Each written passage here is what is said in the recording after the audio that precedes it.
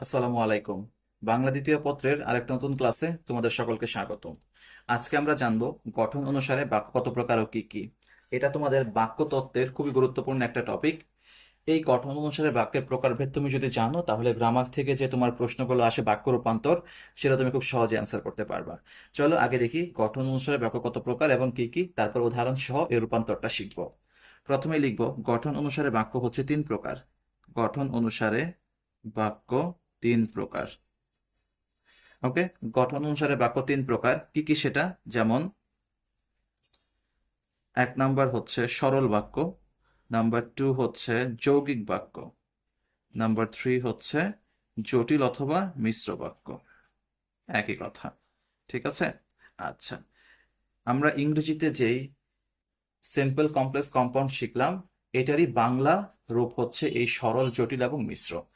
চলো সরল বাক্য কাকে বলে সেটা আগে দেখি। পাশে কোট করে নাও। সরল বাক্য, মনে রাখবা, সাধারণত যে বাক্যে একটি মাত্র কর্তা এবং একটি মাত্র সমাপিকা ক্রিয়া থাকে। একটি মাত্র সমাপিকা ক্রিয়া। সমাপিকা ক্রিয়া কি? সমাপিকা ক্রিয়া থাকে, তাকে সরল বাক্য বলে। এখন আমাকে একটু জানতে হবে এই সমাপিকা ক্রিয়াটা কি। কর্তা তো আমরা জানি, কর্তা মানে হচ্ছে কোনো একটা বাক্যের সাবজেক্ট। সমাপিকা ক্রিয়া মানে হচ্ছে মেইন ভার্ব। তার মানে মেইন ভার্ব যদি একটা থাকে তাহলে সেটাকে আমরা বলবো সরল বাক্য। যেমন একটা এক্সাম্পল লিখো, যে লোকটি ধনী হলেও সৎ। তাই তো, দেখো এখানে সাবজেক্ট কয়টা? একটা, ধনী, এবং এখানে হওয়াকে বোঝাচ্ছে। হওয়া হচ্ছে এখানকার মূল সমাপিকা ক্রিয়া। এবং ধনী হলেও, তার মানে এই ধনী হলেও এই অংশটুকু হচ্ছে বাক্যের আমরা যেটাকে বলি হচ্ছে খণ্ডাংশ, যেটা হচ্ছে মূল বাক্যের উপর নির্ভরশীল না। ইংরেজিতে আমরা যাকে ফ্রেজ বলি, যেটা আসলে কোনো সাবজেক্ট ভার্ব থাকে না, সাধারণত কিছু শব্দ যা মূল বাক্যের অর্থ প্রকাশে সহায়তা করে। তার মানে এখানে যেহেতু সাবজেক্ট একটা এবং সমাপিকা ক্রিয়া একটা, তাই এটা হবে একটা সরল বাক্য। চলো সরল বাক্যের পরে আমরা যৌগিক বাক্যটা দেখি। মনে রাখবা, যৌগিক বাক্য হচ্ছে সেই বাক্য যে বাক্যে সাধারণত দুইটা খণ্ড বাক্য থাকে এবং দুটো বাক্য স্বাধীন থাকে, তাকে যৌগিক বাক্য বলে। কিভাবে লিখবো? যে বাক্যে দুটি খণ্ড বাক্য, দুটি খণ্ড বাক্য স্বাধীন থাকে। স্বাধীন মানে হচ্ছে কেউ কারোর উপর নির্ভরশীল না, সে একাই সম্পূর্ণ অর্থ প্রকাশ করতে পারে।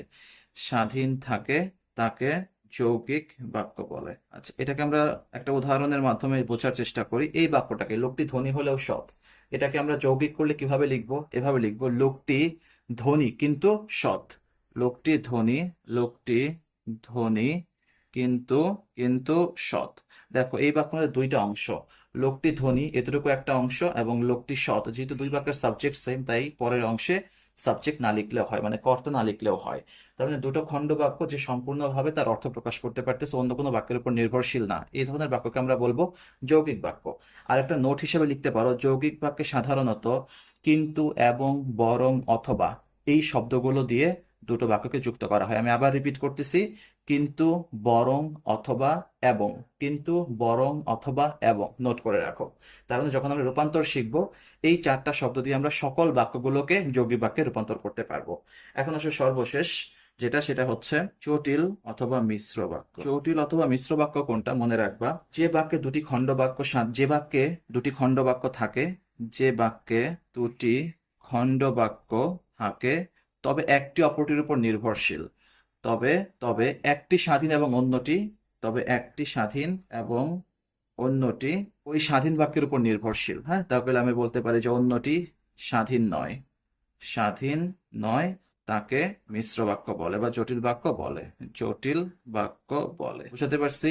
চলো আমরা কিছু উদাহরণ দেখি। দেখো, যেমন আমরা এই বাক্যটাকেই দেখি, যে লোকটি ধনী কিন্তু সৎ। লোকটি ধনী কিন্তু সৎ, এটাকে আমরা কিভাবে জটিল করব? এটা কিভাবে করব? যদিও লোকটি ধনী, যদিও লোকটি ধনী, যদিও লোকটি ধনী তবুও সৎ। যৌগিক করতে গেলে যদিও লোকটি ধনী এই অংশটা কিন্তু পুরোপুরি স্বাধীন না, আবার তবুও সৎ। এখন কোন ক্ষেত্রে সৎ সেটাও পুরোপুরি স্বাধীন না, এই দুটো বাক্য একটা অপরের উপর নির্ভরশীল। এই ধরনের ক্ষেত্রে আমরা এটাকে বলবো হচ্ছে জটিল বা মিশ্র বাক্য।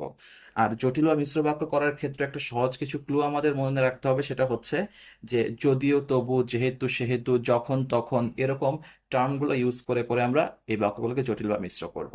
ঠিক আছে, আশা করি সকলেই বুঝতে পারছো। চলো এখন আমরা কিছু প্র্যাকটিস দেখবো, তোমাদের প্রশ্নের মধ্যে মূলত রূপান্তর থেকে কিরকম প্রশ্ন আসে।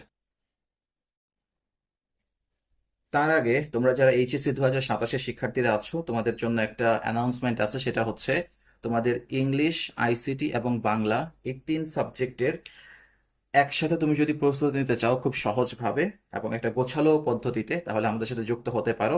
আমরা মূলত এখানে এই ইংলিশ, আইসিটি, বাংলা এর টোটাল 500 মার্কের একটা কমপ্লিট প্রস্তুতি আমাদের ইবিআই যে বেসিক টু অ্যাডভান্স কোর্সটা আছে সেই কোর্সের মাধ্যমে শেষ করব।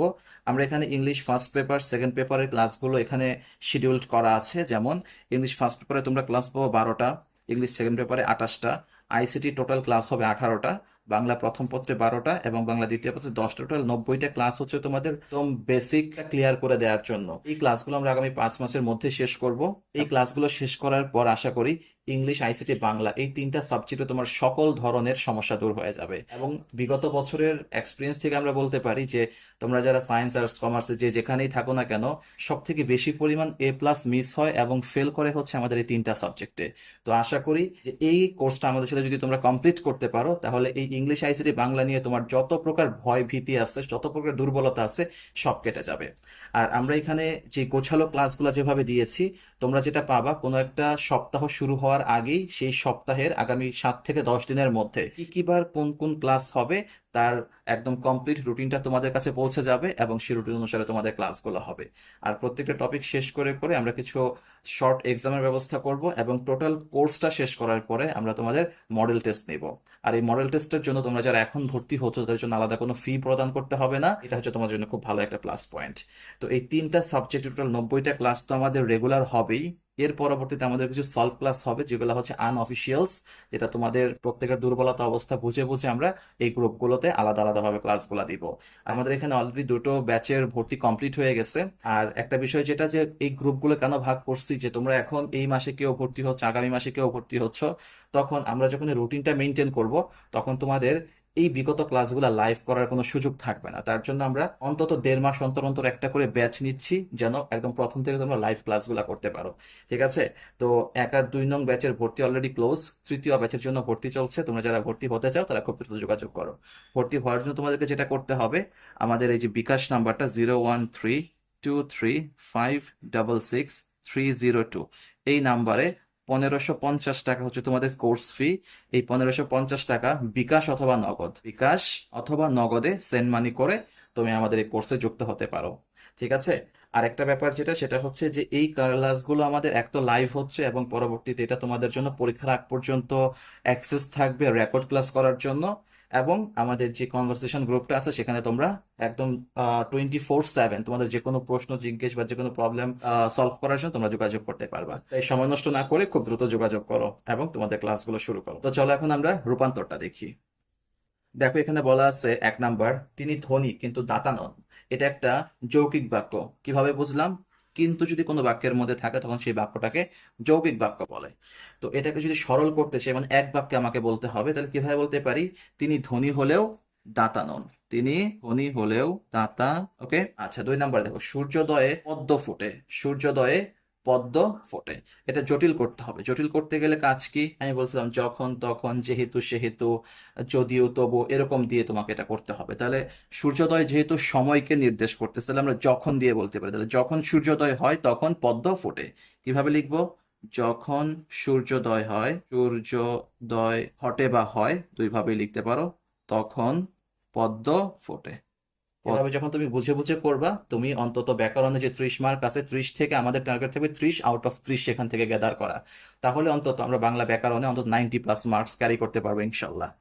এরপর আসো, জ্ঞানী বলেই তিনি বিনয়ী ছিলেন। যৌগিক করতে হবে। যৌগিক করতে গেলে কি বলছিলাম? এবং, কিন্তু, বরং, অথবা দিয়ে করতে হবে।